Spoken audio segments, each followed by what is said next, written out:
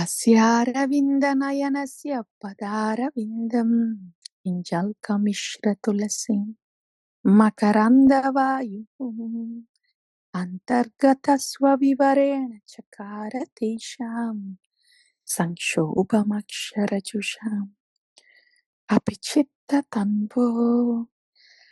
Tulsi Devi, the pure devotee that is resting on the lotus feet of Bhagavan, she empowered the four Kumaras to be able to do loving seva to Bhagavan, to be in the Sevananda.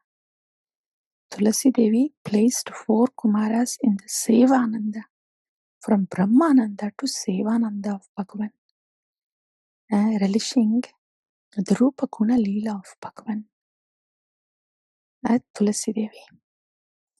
That's the empowerment of the pure devotee. As simple as that, as authentic and as assuring as that. Antargatasva vivarena chakara tesham sanshobhamaksharajusham api chitta tanvo.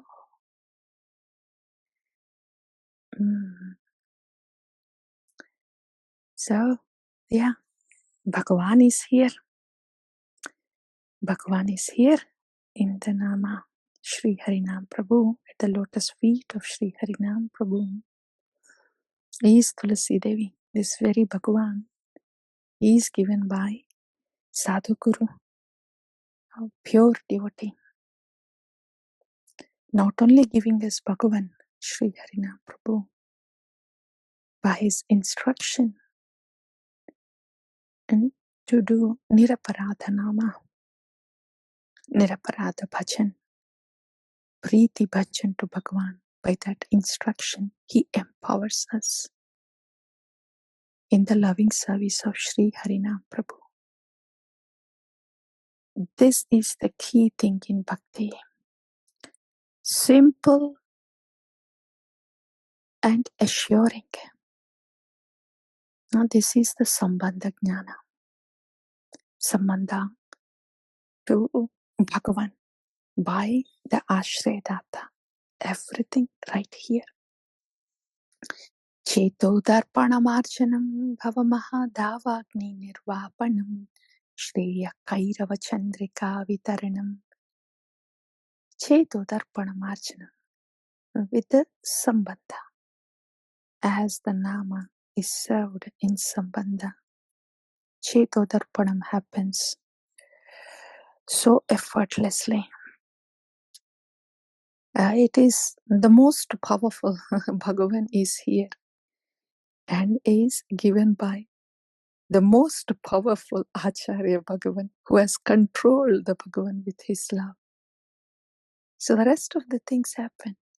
Bhava Mahadavagni Nirvapanam Shreya Kairava Chandrika Vitaranam Vidyavadu Jivanam Anandam Buddhivardhanam Pratipadam Purna Amrita Swadanam Sarvatma Snapanam Param Vijayate Sri Krishna Sankirtan.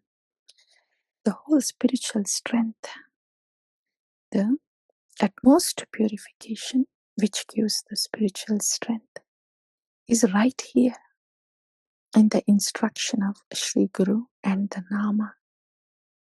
That's it. Nam Namakari Bahudam Nija Sarva Shakti Tatrarpitam Yamita Smaranena Kalam Etatrishita Vakripa Bhagavan Mamapi Dhurtaiva Mitrishamiha Janina Nuragaha. The mind that is wandering here and there with no attachment gets the attachment to the Nama. It does. Anuraga happens to the holy name. And then Trinadapi Sunichena Tarore Vasahishna Amani Namanadena Irtaniya Sada Hari happens.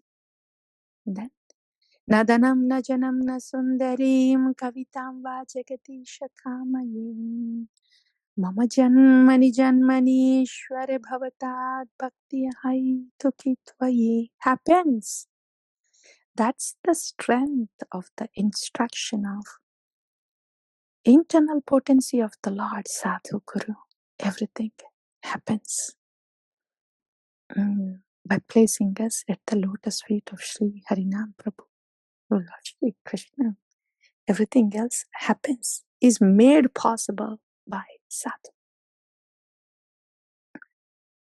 Ayinanda tanuja kinkaram patitamam vishamim bhavam buddhavam kripayam tava pada pankajastita dhuli sadrisham vichintayam nayanam galadashrudharaya vadanam gadgadaruddhaya giram पुलकैर् निचितैर्वपुकद तव नाम गृहणे भविष्यति happens. It's made possible by Sadhu Guru through the holy name. Yugayitam nimishena chakshusha pravarshyayitam shunyayitam jagat sarvam govinda virahena me. Aslishya pinastu mam adarshanam marmahatam karotu vam yada tadha vidadhatau lampato matprananathastu sayevana paraham. Prananatha, Sri Harinama. Whatever may be the obstacles in whatever form they might come at any point in our spiritual journey, they will get washed away because it's Sadhu Guru, the internal potency of Bhagavan, empowers us with great attachment to the loving service to Bhagavan. This great attachment to the Lord washes away anything that is a hindrance in that loving attachment to the Lord. Hare Krishna, Krishna Krishna, Hare Hare. Hare Rama, Rama Rama, Hare Hare. Whoever hears or recites this Sri Sikshastakam given by Srimad Chaitanya Mahaprabhu, their loving devotion to Krishna will increase day by day. Tara Madhya Sarvasreshta Nama Samkirtana Niraparadha Nama Lele Paye Premadhana